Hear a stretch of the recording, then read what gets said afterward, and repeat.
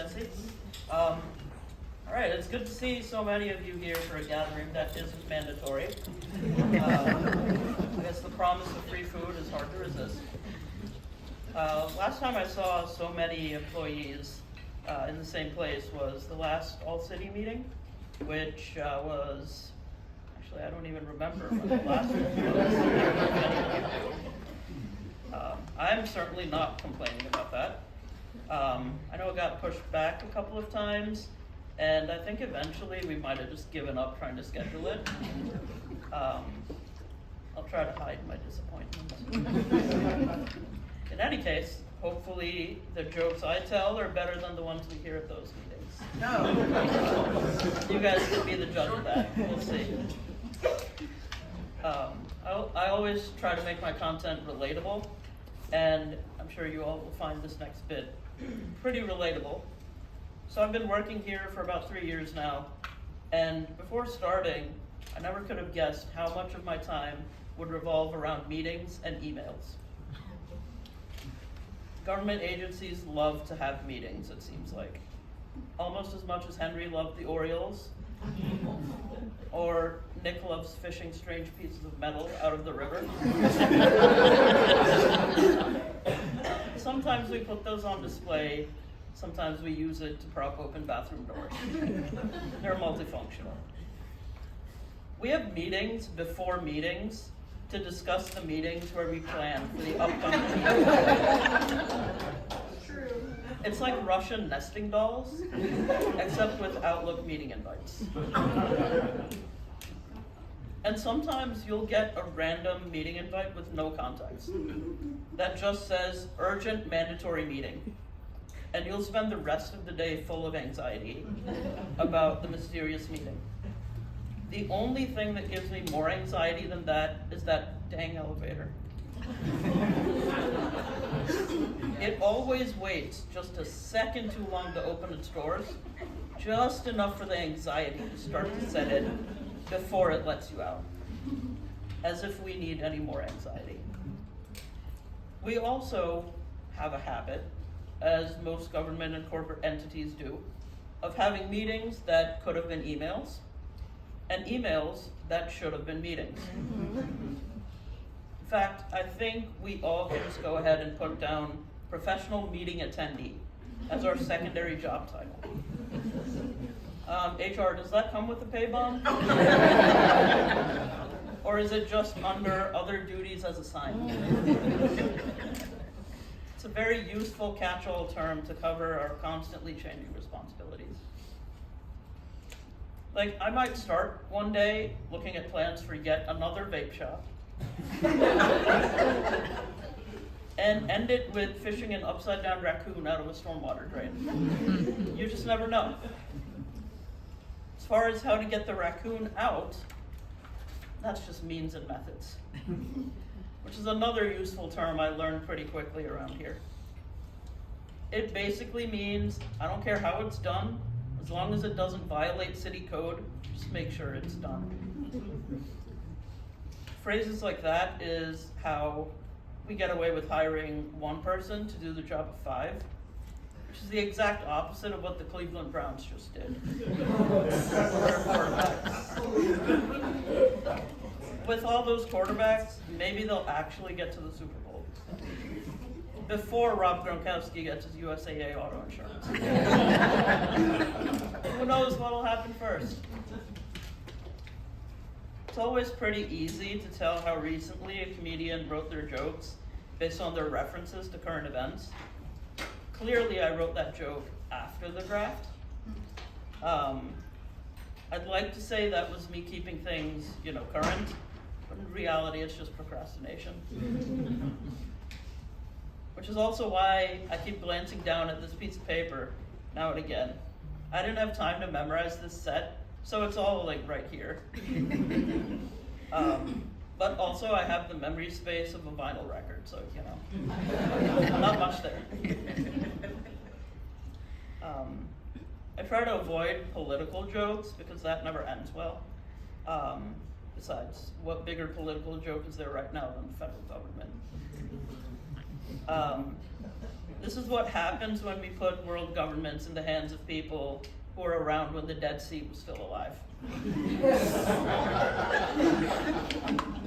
That one always gets a laugh. But sometimes the people realize that they're too old and they just don't run again. Mitch McConnell said he's not going to run for office again, which is good because he probably went to preschool with Jesus.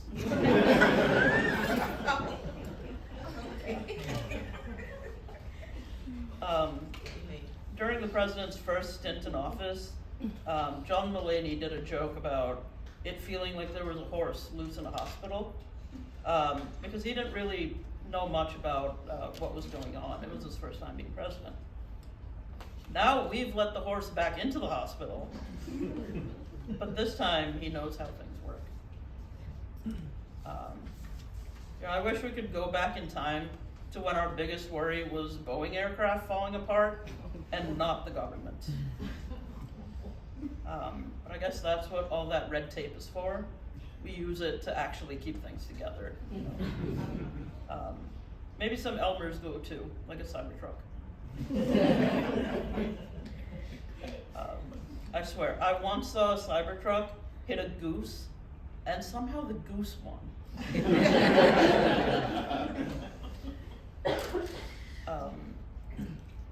Yeah, it's the Salisbury version of rock, paper, scissors. Goose, Cybertruck, bike lane. I've never seen geese that are wary of anything but the bike lanes. Even the geese don't like them.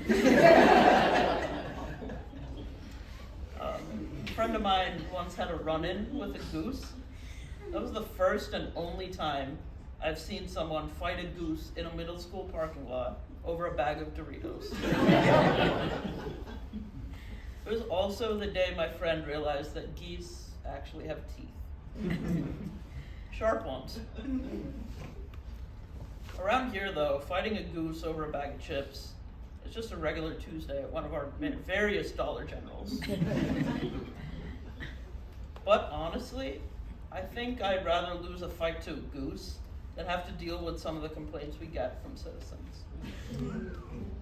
I know we signed up to serve the citizens, and I know we're all happy to do it, but sometimes there's just nothing we can do to fix their problem. Sometimes we just stick a traffic cone where a light pole should be.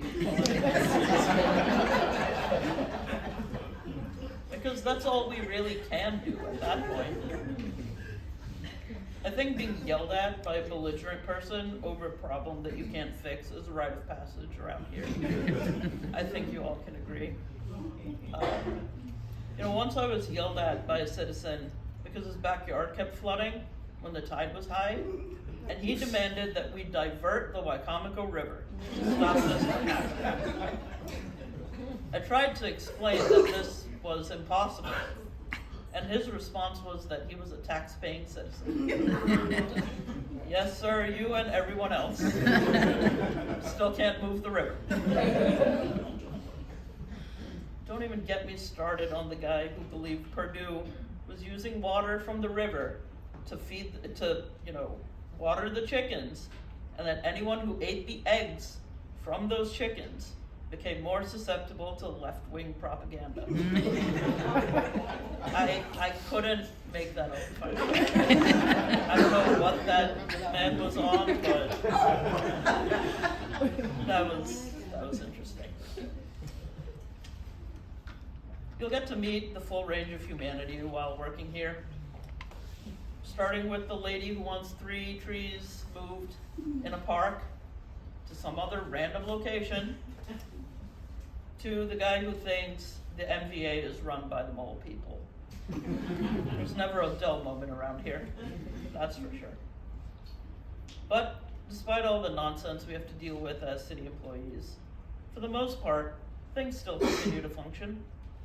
The lights come on, trash gets picked up, fires get fought, and fun events still happen. Most things function, except for our fax machine.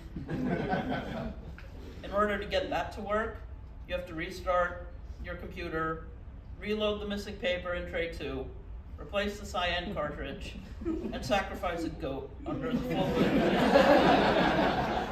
on the second Wednesday of the month. But apparently that builds character. Many times resentment, but also character. But shout out to all of you for making it to work every day, doing your best to keep everything sailing smoothly. Gone are the days when you'd Google things to do in Salisbury and it would just tell you to leave. And that's because of the hard work of everyone here today. And remember, if you see a raccoon stuck in a storm drain, give it a hand. It just might earn you some comp time for community outreach. But don't quote me on that. Ask HR.